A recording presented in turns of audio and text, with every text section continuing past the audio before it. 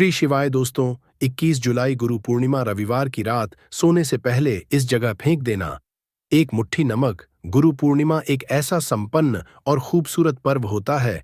अगर इस समय गंगा में पूरी 7 डुबकी लगाने के बाद अगर अशुभ से अशुभ कार्य भी किए जाए तो वह भी बहुत ही शुभ माने जाते हैं। इस समय वह सभी कार्य संपन्न होते हैं जो पूरे नहीं होते। इस समय व्यापार चलाने के लिए भी मुहूर्त देखने की भी आवश्यकता नहीं पड़ेगी। उन कार्यों में विघ्न बाधाएं कभी नहीं आती हैं। गंगा मैया का जयकारा लगाते हुए नमक की यह वीडियो को शुरू करते हैं। गुरु पूर्णिमा पर मात्र थोड़ा सा नमक घर के इस कोने में डाल देना, इससे आपकी जन्मों जन्मांतर की गरीबी दूर भाग जाएगी। किस्मत पर लग जाएंगे 4 चांद कंगाल भी हो जाएंगे। धनी माता लक्ष्मी दौड़ी दौड़ी चली आएंगी। आगे आपकी मर्जी। दोस्तों, नमक से आप अपनी अंदरूनी शक्ति को कर सकते हैं। आप अपनी काया पलट सकते हैं। नमक सोना, चांदी, हीरा, मोती से भी ज्यादा कीमती होता है। नमक न जाने अपने अंदर कितने ही अनगिनत चमत्कार, धन दौलत को, रुतबे, पैसे को लिए हुए होता है। नमक आपके जीवन में धन, ऐश्वर्य, उत्तम जीवन साथी, सुख संपदा, सौभाग्यपूर्वक जीवन की प्राप्ति मात्र नमक से आपको हो सकती है। हमारे शास्त्रों में नमक को विशेष रूप से अत्यंत दुर्लभ एवं मंगलकारी, सिद्ध प्राप्त करने वाला तथा मनोवांछित फल प्रदान करने वाला समझा जाता। दोस्तों, आज हम आपको लाल किताब से निकालकर आज हम नमक का वह विशेष उपाय आपको बताएंगे जिससे आपके जीवन में अंधकार को पूरी तरह से यह खत्म कर देगा। नौकरी के लिए अगर दर दर भटक रहे हैं, संतान प्राप्ति हेतु, विवाह में हो रही देरी, पढ़ने लिखने में बच्चे असमर्थ हैं, अगर घर में लड़ाई झगड़ा रुकने का नाम नहीं लेते, पति पत्नी में आए दिन झगड़े होते हैं, गृह क्लेश बढ़ गए हैं, घर में नकारात्मकता फैल गई है, भूत प्रेत घर में अस्थायी रूप से उनका निवास हो गया है, अगर घर में सुख शांति पूरी तरह से खत्म हो गई है, तो नमक का यह विशेष उपाय। दोस्तों, आज मैं माता रानी की सौगंध खाता हूं, अगर आपने नमक का यह उपाय कर लिया तो दुनिया की कोई भी महाशक्ति, बड़ी से बड़ी शक्ति भी आपको विजय प्राप्त होने से रोक नहीं पाएगी। आप धन से मालामाल हो जाएंगे, आपका जीवन सूर्य की तरह चमकेगा। बस नमक का यह उपाय आपको जरूर करना है। दोस्तों, सबसे पहले आपको यह याद रखना है कि कभी किसी का नमक भूलकर भी मत खाना। अगर भूलवश आपसे यह पाप हो गया है, यह गलती हो गई है, तो उसका नमक कैसे भी करके अदा कर दें। अगर आपने किसी का नमक खा लिया है तो उसके जितने भी पाप होंगे वह आपके सर आ जाएंगे, उसके हिस्से का सारा कष्ट आपके सर आ जाएगा। इसीलिए हमारे बुजुर्ग कह गए हैं कि कभी किसी का नमक नहीं खाना चाहिए। अगर आपने किसी का नमक खा है तो उसका हक अदा जरूर करें। अगर आप उसका नमक खाकर भूल गए तो समझो आपको सबसे बड़ा पाप लगेगा। जीवन पूरी तरह से नर्क की ओर चला जाएगा। आपने ये जरूर सुना होगा कि नमक का हक अदा करना है, इसीलिए सोच समझकर किसी का नमक खाएं। आपने शादी पार्टियों में भी देखा होगा कि जब हम किसी के यहाँ खाने जाते हैं तो उसको न्योता या पैसों की भेंट या उपहार जरूर देते हैं, ताकि उसके नमक का कर्ज हमारे ऊपर न रहे। बेईमान मनुष्य का भी नमक नहीं खाना चाहिए, नहीं आप पाप के भागीदार हो जाएंगे। दोस्तों, अगर किसी शुभ अवसर पर एक नमक का पिसा हुआ पैकेट, 100 ग्राम उड़द की काली दाल, 500 ग्राम चावल, 50 ग्राम सूखी लाल मिर्च, एक पानी की बोतल और 100 ग्राम सरसों के तेल की बोतल 101 दक्षिणा के साथ, यानी 101 रुपए के साथ, अगर पूर्णिमा, अमावस्या या शनिवार, मंगलवार या फिर रविवार के दिन अगर किसी गरीब मनुष्य को दान में दिया जाए तो मैं ईश्वर की सौगंध खाता हूं, भगवान की सौगंध खाता हूं, आपको अमीर होने से कोई नहीं रोक पाएगा। आपका दुश्मन भी आपको करोड़पति होने से रोक नहीं पाएगा। दोस्तों, नमक का उपाय कई सालों से किया जाता रहा है। अगर आपके घर में दरिद्रता का वास हो गया है, आपके घर में दुख है, परेशानी है, परिवार में मनमुटाव, घर की सुख शांति हो गई है, भंग तब ये उपाय करें। लक्ष्मी माता का नाम लेकर एक बाल्टी में सादा पानी लें और 5 चम्मच नमक डालें, तब आप पोंछा लगाएं। परंतु याद रहे, जब आप पोंछा लगाएं तब माता लक्ष्मी का नाम लेते रहें और कहें, माता लक्ष्मी मेरे घर आओ और दरिद्रता को दूर करो। माता लक्ष्मी मेरे घर आओ और दरिद्रता को दूर करो। दोस्तों, यह आपको पोछा लगाते समय अपने मुख से 5 बार बोलते जाना है। दोस्तों, क्योंकि जो समुद्र से नमक आता है वो माता लक्ष्मी के चरणों द्वारा ही आता है। अगर आप पोछा लगाते समय माता लक्ष्मी का स्मरण करते हैं तो दरिद्रता हमेशा के लिए दूर भाग जाती है। इसीलिए पोछा लगाते समय माता लक्ष्मी का स्मरण जरूर करना चाहिए। इससे जो दरिद्रता होती है, परेशानी होती है, दुख होते हैं, तकलीफें होती हैं, सब भाग जाती है और माता लक्ष्मी का आगमन आपके घर में होता है। अस्थायी रूप होता है, समस्त बिगड़े कार्य परिपूर्ण और सफल हो जाते हैं। नमक का पोछा माता लक्ष्मी का स्मरण करते हुए हफ्ते में 2 बार, कम से कम 2 बार जरूर लगाना चाहिए दोस्तों। अगर घर में नमक कम हो गया है तो यह दुर्भाग्य का संकेत समझा जाता है। आपके घर में अस्थायी रूप से माता लक्ष्मी की कमी हो सकती है।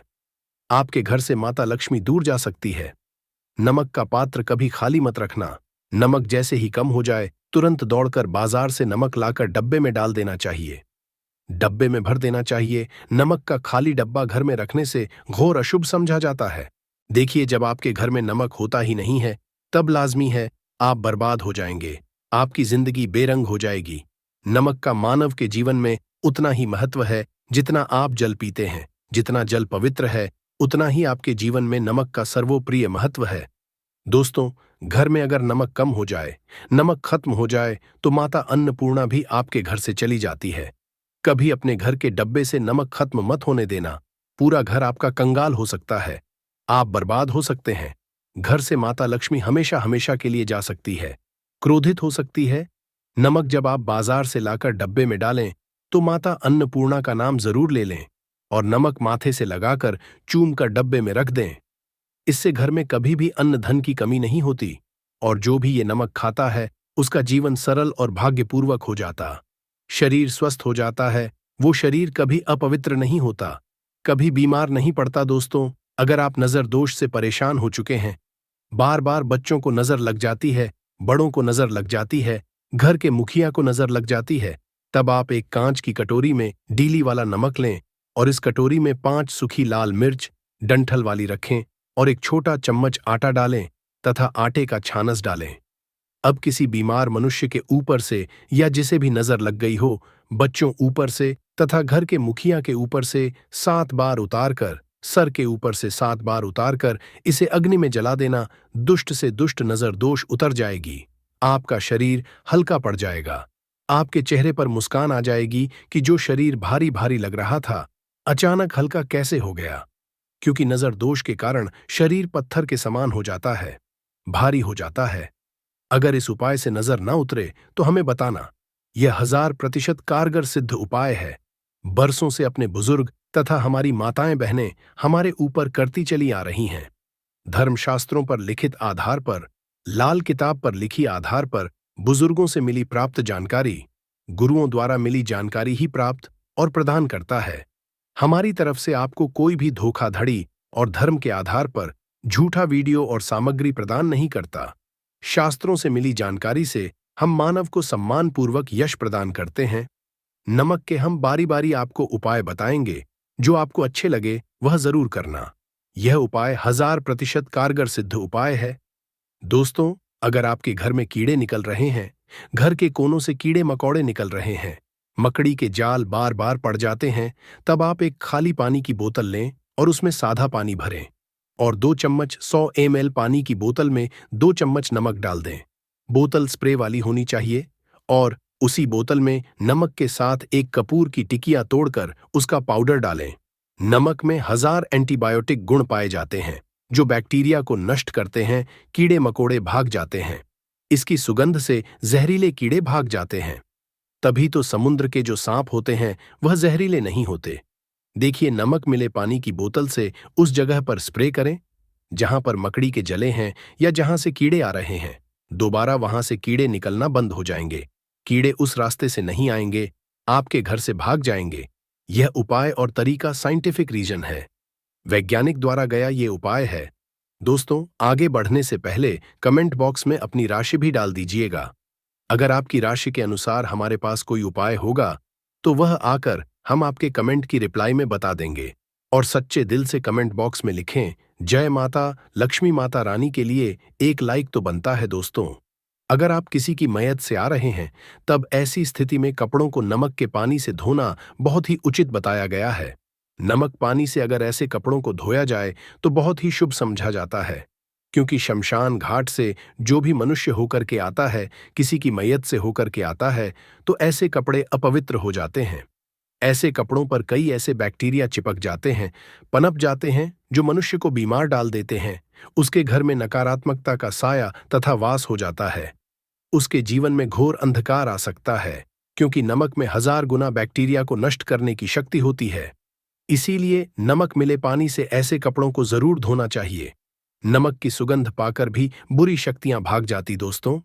अगर बार बार चेहरे पर पिंपल्स आ जाते हैं, दाने मोटे मोटे हो जाते हैं, चेहरा सूज जाता है, तब ऐसी स्थिति में एक कटोरी में थोड़ा पानी लें और नमक आधा चुटकी नमक डालें और रुई की सहायता से, कॉटन की सहायता से चेहरे पर लगाएं। पूरे चेहरे पर लगाएं। इससे दाग, धब्बे, चेहरे पर कीटाणु नष्ट हो जाते हैं और दाग, धब्बे खत्म हो जाते हैं, क्योंकि नमक में कभी कीड़े नहीं लगते। इसकी सुगंध से बैक्टीरिया कोसों दूर रहता है। दोस्तों, भूलकर चाय में नमक डालकर चाय नहीं पीना चाहिए। वह चाय जहर बन जाती है।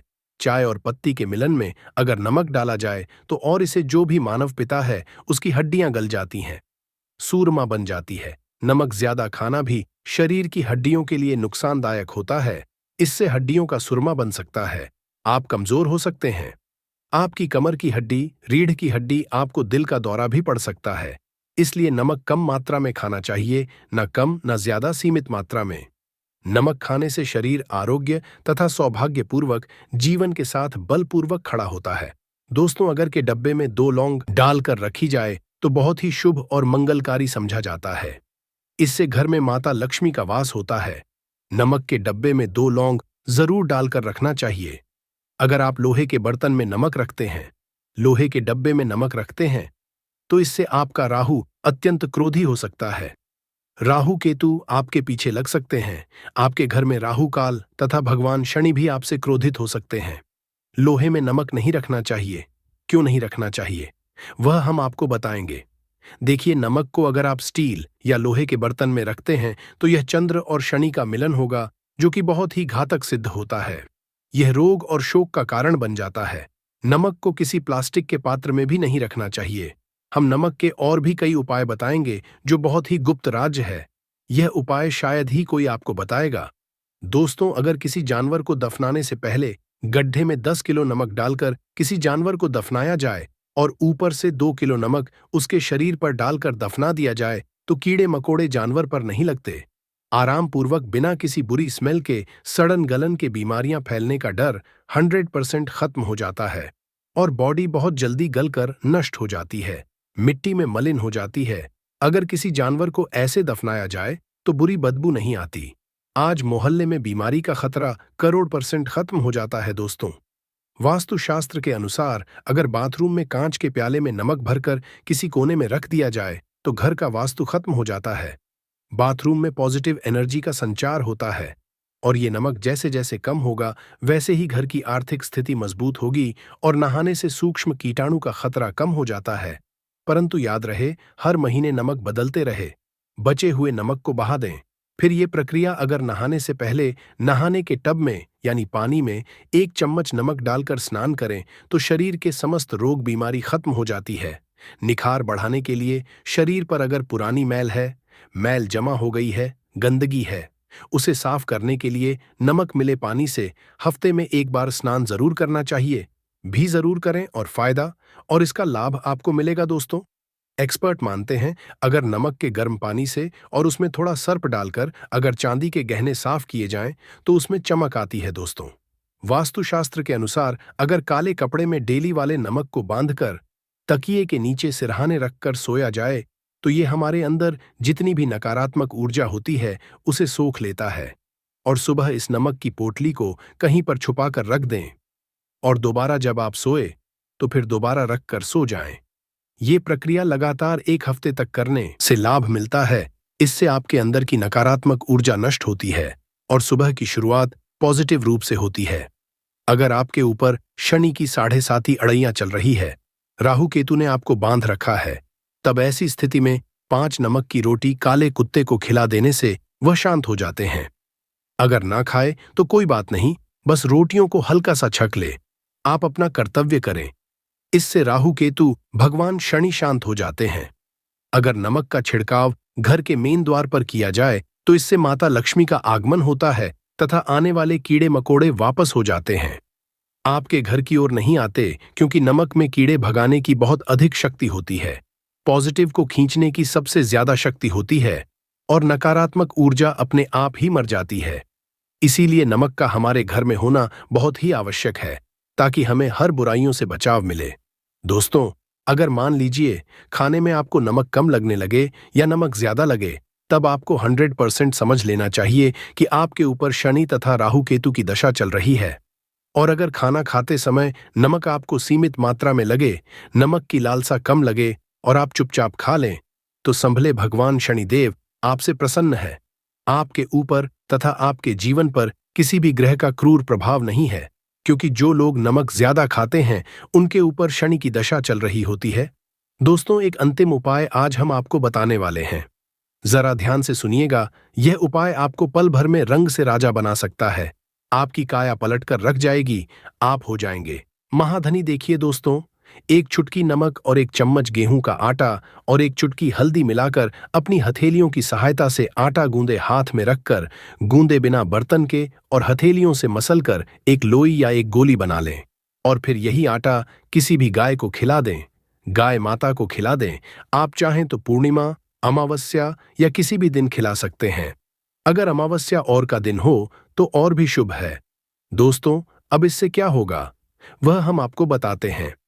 देखिए, हथेली में भगवान विष्णु तथा माता लक्ष्मी तथा मां सरस्वती का वास होता है, ब्रह्म का वास होता है। और जब आप आटे वाली और नमक वाली हल्दी वाली ये प्रक्रिया करते हैं तो भगवान विष्णु के रोंगटे खड़े हो जाते हैं। भगवान विष्णु को हल्दी अति प्रिय है और अगर आटे वाली हल्दी में तथा नमक मिले हल्दी आटे में जब आप अपने हाथों द्वारा बनाई लोई को गाय माता को खिलाते हैं तो इससे आपका गुरु ग्रह मजबूत होता है। माता लक्ष्मी के जीवन में धन, ऐश्वर्य, कीर्ति, यश प्रदान करती है। यह उपाय आपको शायद ही कोई बताएगा, जो कि यह शास्त्रों में वर्णित उपाय है। दोस्तों, नमक का दान तो आप जरूर करते होंगे। दान करना भारत की परंपरा रही है, सदियों से भारतवासी दान करते आए हैं। दान करने से मनुष्य के अगले पिछले पाप खत्म हो जाते हैं। अगर आप नमक का दान करते हैं तो आपके अगले पिछले पाप, पितृदोष, शनि दोष, मंगल दोष, राहु दोष, यहां तक कि काल सर्प दोष सब खत्म हो जाते हैं। नमक का दान हर हाल में किसी भी मनुष्य को चाहे कुछ भी हो जाए दक्षिणा डालकर जरूर दान करना चाहिए। इससे आपका मन भी हल्का होगा और आपके पाप भी खत्म हो जाएंगे। जाहिर सी बात है, जब आपके पाप खत्म हो जाएंगे तब आप कामयाबी की ओर बढ़ेंगे, तरक्की की ओर बढ़ेंगे। माता लक्ष्मी आपके घर में अस्थायी निवास पूर्वक वास करेंगी। दोस्तों, अगर रविवार को नमक का दान किया जाए तो भगवान सूर्य प्रसन्न होते हैं। सोमवार को दान किया जाए तो भगवान शिव प्रसन्न होते हैं। मंगलवार को दान किया जाए तो मंगल होता है। बुधवार को दान किया जाए तो भगवान गणेश की कृपा बरसती है। बुध ग्रह मजबूत होता है। रविवार को दान किया जाए तो गुरु ग्रह मजबूत होकर बल प्रदान होता है। शुक्रवार को नमक का दान किया जाए तो माता लक्ष्मी धन से मालामाल करती है तथा शनिवार को नमक का दान करने से भगवान शनिदेव प्रसन्न होते हैं और राहु केतु से मुक्ति प्रदान करते हैं।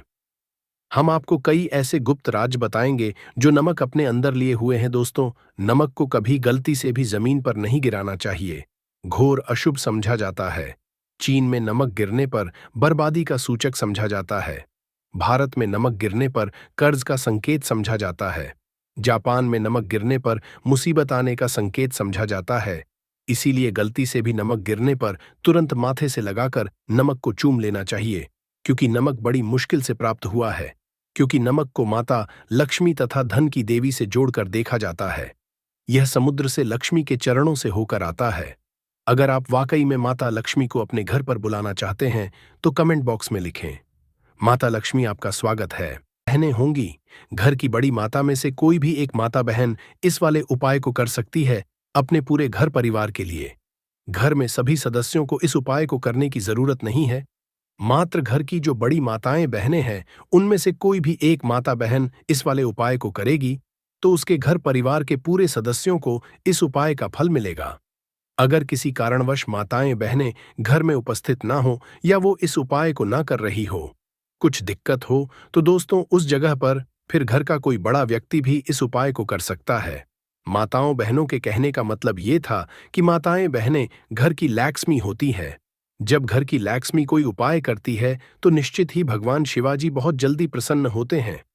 और उपाय का फल में बहुत जल्दी और बहुत बड़ा करके भी यहां पर देते हैं। तो आप लोग ये बात समझ गए होंगे।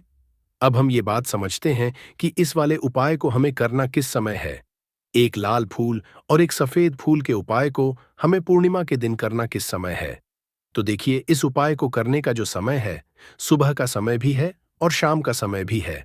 अब देखिए, यहां पर हम मुख्य रूप से सुबह का समय नहीं बोलेंगे, क्योंकि देखिए, ये जो पूर्णिमा तिथि है और आप सभी लोग जानते हैं, पूर्णिमा के दिन का प्रदोष काल का मतलब शाम का जो समय होता।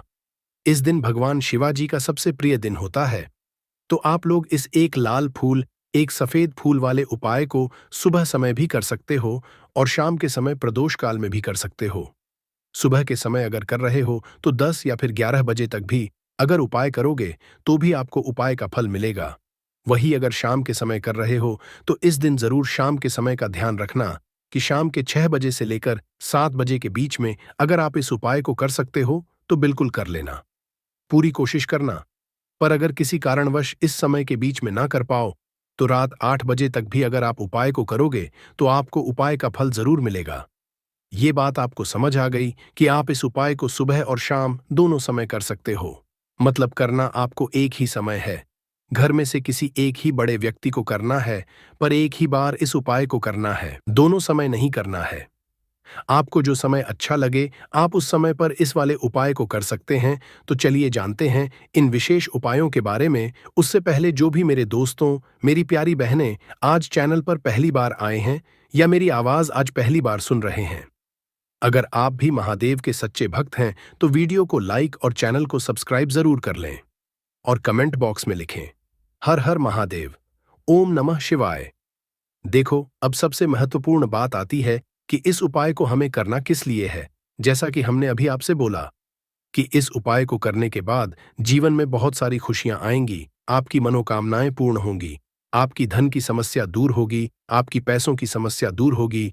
अब देखिए, अगर आप लोग सोच रहे हो कि दोस्तों हमें अपना घर बनाना है, पर घर बनाने के लिए पैसा नहीं है, हमें गाड़ी लेना है, पर गाड़ी लेने के लिए पैसा नहीं है, हमें जमीन लेना है, पर जमीन लेने के लिए पैसों की कमी पड़ी, डीडीएच रही है, अगर ऐसी ही दिक्कत, परेशानी या किसी भी तरह की धन से जुड़ी हुई समस्या, ये पैसों से जुड़ी हुई समस्या अगर आपके जीवन में चल रही है, तो यह उपाय निश्चित ही आपके जीवन में बहुत सारे फल लाकर दे सकता है। इसीलिए अगर आपके घर में बहुत ज्यादा दिक्कत, समस्या, परेशानी चल रही है, धन से जुड़ी हुई, पैसों से जुड़ी हुई धन की बहुत ज्यादा कमी आ रही है, पैसों की बिल्कुल आवक नहीं हो रही है, तो दोस्तों आप लोगों को इस वाले उपाय को जरूर करना चाहिए। घर में से किसी एक भी बड़े व्यक्ति को अब इसमें करना क्या है, वो सबसे पहले हम लोग जान लेते हैं उपाय की सामग्री। हम लोग सबसे पहले जानते हैं कि इस उपाय में किस किस चीज की आवश्यकता पड़ेगी। तो देखिए, उपाय का नाम तो एक लाल फूल और एक सफेद फूल वाला उपाय है, पर इस उपाय में कुल मिलाकर 4 सामग्री हमें लगने वाली है, जो कि पंडित जी ने खुद सीहोर वाली कथा में बताया है। और जो हम आपको उपाय बताते हैं वो पंडित जी द्वारा बताए गए होते हैं। अलग से हम कुछ भी बताते हैं तो यहाँ पर हम लोग समझते हैं कि इस उपाय की सामग्री क्या है। तो देखो, उपाय की जो सामग्री है वो 4 सामग्री है, जिसमें से सबसे पहली सामग्री है एक बेलपत्र। देखो, बेलपत्र क्या होती है? बेलपत्र जो शिव की शिवलिंग पर चढ़ती है। दूसरी चीज है एक शमीप्र शमीपत्र, वो जो शिवलिंग पर ही चढ़ता है। तीसरी चीज है दोस्तों एक लाल फूल, जो उपाय का नाम है। तो एक यहां पर आपको लाल फूल लेना है। अब ये लाल फूल कौन लेना है? देखो, शिवलिंग के ऊपर जो लाल फूल चढ़ता हो उनमें से कोई भी एक लाल फूल पसंद कर लेना और वो कहीं से तोड़कर या कहीं से खरीद कर लेकर आना और उस लाल फूल को उपाय में उपाय कर लेना। उसके बाद में एक सफेद फूल का विशेष रूप से ध्यान रखना, जो सफेद फूल शिवलिंग पर चढ़ता हो सिर्फ वही सफेद फूल लेकर आना, इसके अलावा कुछ मत लेकर आना। लेकिन केतकी का मत लेना। तो एक एक मात्रा में ही आपको ये चारों सामग्री चाहिए ही, एक बेलपत्र, एक शमी पत्र, एक लाल फूल और एक सफेद फूल। ये चारों सामग्री आप लोग तैयार करके रख लें। प्रदोष काल में या सुबह के समय जब भी आप इस उपाय को कर रहे हैं, जैसे ही आपके उपाय की सामग्री तैयार हो जाती है, तो क्या हम सीधा उपाय को करने के लिए इन चारों सामग्री को लेकर उपाय करने के लिए जा सकते हैं? नहीं तो यहां पर आपको इस बात का ध्यान रखना है कि हम भगवान जी को प्रसन्न करने के लिए तो जा रहे हैं, हम अपनी मनोकामना को पूर्ण करवाने के लिए तो जा रहे हैं, पर हमें ये दर्शाना बिल्कुल भी नहीं है कि हम सिर्फ अपने फायदे के लिए भगवान शिव जी के मंदिर में आए हैं। इसलिए हम इस उपाय को करने के साथ साथ में भगवान शिव जी की पूजन अर्चना के लिए कुछ सामग्री भी जरूर लेकर जाएंगे। जैसे कि सुबह के समय अगर आप उपाय को कर रहे हो इस एक लाल फूल और एक सफेद फूल वाले को, तो दोस्तों सुबह के समय आपको एक लोटा जल लेकर जाना है। जो लोग प्रतिदिन शिव जी के मंदिर जाते हैं, पूजन अर्चना करते हैं, जल चढ़ाते हैं, फूल बेलपत्र सब कुछ चढ़ाते हैं दोस्तों, वो अपनी पूजन अर्चना वैसी की वैसी ही करना। बाकी जो सिर्फ उपाय को करने के लिए जा रहा है, जो कुछ भी लेकर नहीं जा रहा है, उसे कम से कम एक लोटा जल अपने घर से जरूर भर कर लेकर जाना। अगर आप उपाय को कर रहे हो, क्योंकि इस वाले उपाय को आप भगवान शिवाजी की पूजन अर्चना करने के बाद ही करना। वही अगर बात करें शाम के समय की, अगर कोई व्यक्ति शाम के समय प्रदोष काल में इस वाले उपाय को कर रहा है, तो दोस्तों आपको मात्र एक घी का दीपक तैयार करना है। ये बात हम हमेशा बोलते हैं, शाम के समय प्रदोष काल में कोई कर रहे हो ना, तो दीपक का विशेष महत्व होता है। अमावस्या के दिन का प्रदोष काल में जो भी व्यक्ति दीपक जलाता भगवान शिवाजी के मंदिर में, उसके जीवन से सारी दुख और परेशानियां भी दूर होती हैं। तो दोस्तों इस दिन दीपक का विशेष रूप से ध्यान रखना आप लोग। अगर आप इस उपाय को शाम के समय प्रदोष काल में कर रहे हो, ये जो दीपक आप लोग लोगे, ये आटे का लोगे। जो आटा आप घुन दोगे उसके अंदर कुछ भी मत डालना, मात्र सादा आटा लगाकर उसे तैयार कर लेना और एक मीडियम साइज का दीपक तैयार कर लेना। वो दीपक ना ज्यादा छोटा हो ना ज्यादा बड़ा हो। उसके बाद में दीपक आपका तैयार हो जाए तो इसके अंदर जो बत्ती रखोगे वो गोल बत्ती रखोगे। देखो गोल बत्ती भी दो तरह की होगी, एक बाजार की और एक घर वाली। तो कोशिश करना अपने घर में जो रुई रखी हुई है उस रुई से आप लोग एक गोल बत्ती अपने ही हाथों से बनाओ। उपाय का फल अच्छा मिलता है, भगवान शिव जी जल्दी प्रसन्न होते हैं। जब हम किसी भी उपाय को अपने हाथों से परिश्रम करके तैयार करते हैं, तो आपको उस दीपक के अंदर एक गोल बत्ती रख देनी है। इसके अंदर जो आप लोग डालोगे वो डालोगे, लोगे वो डालोगे। शुद्ध देसी गाय का घी, इस बात का विशेष रूप से ध्यान रखना, क्योंकि भगवान शिव जी का सबसे प्रिय दिन और प्रिय समय पर हम लोग इस वाले उपाय को कर रहे हैं। तो थोड़ा सा शुद्ध देसी गाय का घी इतना डालना कि वो दीपक कुछ समय तक चल सके। ना बाजार वाला मिलावटी घी डालना, ना भैंस का घी डालना। शुद्ध देसी गाय का घी आपको ढूंढने में थोड़ी मेहनत लगेगी और भी मिलेगा, पर गाय के घी से भगवान शिव जी प्रसन्न होते हैं और उसी शुद्ध देसी गाय के घी से घर में बरकत भी बनी रहती है और हमारे घर में सुख शांति भी बनी रहती है। इसलिए इस शुद्ध देसी गाय का घी को अपने घर में हमेशा रखा करो। वो भगवान शिव जी के कार्यों में भी उपयोग में आता है और उपायों में भी हम लोग उपाय कर सकते हैं। तो यहाँ पर आपकी सारी तैयारियां हो चुकी हैं। उपाय को करते समय शुद्ध का विशेष रूप से ध्यान रखिएगा। सुबह कर रहे हो तो दोस्तों सुबह तो आपको स्नान करना ही करना है। बाकी शाम को कर रहे हो तो शाम को मात्र हाथ मुंह धोकर भी आप लोग इस वाले उपाय को कर सकते हो। कोई दिक्कत वाली बात नहीं है दोस्तों। उपाय की पूरी सामग्री तैयार करके और पूजन सामग्री लेकर आपको भगवान शिव जी के मंदिर पहुंचना है, जो आपके घर के पास में हो, जहां पर शिवलिंग विराजित हो, शिवालय हो, वहां पर आप लोगों को पहुंचना है। और जैसे ही आप भगवान शिव जी के मंदिर में पहुंचते, वहां जाकर ही उपाय शुरू नहीं करना है। पहले आपको भगवान शिवाजी की पूजन अर्चना करना है। पूजन अर्चना कैसे करोगे? सुबह के समय गए हो तो एक लोटा जल वगैरह जो भी पूजन सामग्री लेकर गए हो, उससे पहले पूजन सामग्री आप लोग पूजन भगवान शिवाजी की कर लो। जो व्यक्ति सिर्फ एक लोटा जल लेकर गए हैं, वो शिवाजी की शिवलिंग पर मात्र एक लोटा जल एक धारा से धीरे धीरे करके चढ़ा लो। अपनी पूजन अर्चना आप लोग जो है पूरी कर लो। उसी के बाद अगर आप शाम के समय कर रहे हो तो पहले जाकर बैठना है। भगवान शिव जी के शिवलिंग के पास में आप जो दीपक तैयार करके लेकर आए हो, उस दीपक को पहले जलाना है। ये जो दीपक आप लोग जलाओगे ना, ये किसी और की माचिस से मत जलाना। अपनी ही माचिस अपने ही घर से लेकर आना और इस दीपक को अपने ही माचिस से जलाना। अगर आपने मंदिर की माचिस या किसी और की माचिस ले ली, इस उपाय को करने में इस उपाय का फल उस व्यक्ति को भी बहुत मिल जाएगा। इस बात का ध्यान रखना। अपने घर से अपनी ही माचिस लेकर जाना और इस दीपक को जलाना। दीपक को जलाने के बाद भगवान शिवाजी की शिवलिंग के पास में रख देना। शिवलिंग के इतना पास में मत रखना कि भगवान शिव जी को आंच लगे। थोड़ी सी दूरी बनाकर ही जो है इस दीपक को शिवलिंग के पास में आप लोग रख दीजिएगा। अब जैसे ही आपकी पूजन अर्चना हो जाती है, भगवान शिवाजी के शिवलिंग के सामने या आसपास कहीं पर भी बैठ उपाय को करने के लिए, और उपाय को करने से पहले आप लोग अपनी वो चारों पूजन सामग्री निकाल लीजिए। उपाय की जो सामग्री है वो निकाल लीजिए और भगवान शिवाजी के शिवलिंग के ऊपर एक माता अशोक सुंदरी जी का स्थान देख लीजिए। माता अशोक सुंदर जी का जो स्थान होता है वो जलाधारी के ऊपर होता है, जलाधारी के बिल्कुल बीचों बीच में होता है। आप लोगों ने देखा भी होगा, शिवलिंग की जलाधारी होती है, जलाधारी के बिल्कुल बीचों बीच का जो स्थान होगा वो माता अशोक सुंदर स्थान होगा, क्योंकि यहीं पर हमें ये जो है उपाय को करना है। सबसे पहली चीज, अब हम उपाय को करना शुरू करते हैं। आप सबसे पहले अपनी एक बेलपत्र उठा लो। एक बेलपत्र को आपको माता अशोक सुंदरी जी वाले स्थान पर सबसे पहले समर्पित करना है। बेलपत्र की डंडी का मुख होगा जलाधारी की तरफ जहां से जल बहता है और नीचे गिरता है, और बीच वाली बड्डी पत्ती का मुख मतलब शिवलिंग की तरफ होगा। इस तरीके से आपको बेलपत्र को माता अशोक सुंदरी जी वाले स्थान पर समर्पित कर देना है। उसके बाद में अपनी एक शमी पत्र उठा लो जो आप उपाय के लिए लेकर आए हुए हो। शमी पत्र को उठाकर शमी पत्र की भी जो डंडी का भाग होगा वो जलाधारी की तरफ करके, जहां से जल बहता है नीचे गिरता है उस तरफ करके, और पत्ती वाला भाग शिवलिंग की तरफ करके इस शमी पत्र को भी उस बेलपत्र के ऊपर आपको समर्पित कर देना है। समर्पित करने के बाद अब ले लो अपना एक लाल फूल जो आप उपाय को करने के लिए लेकर आए हुए हो। इस लाल फूल का जो खिला हुआ भाग होगा, चाहे वो गुलाब का फूल हो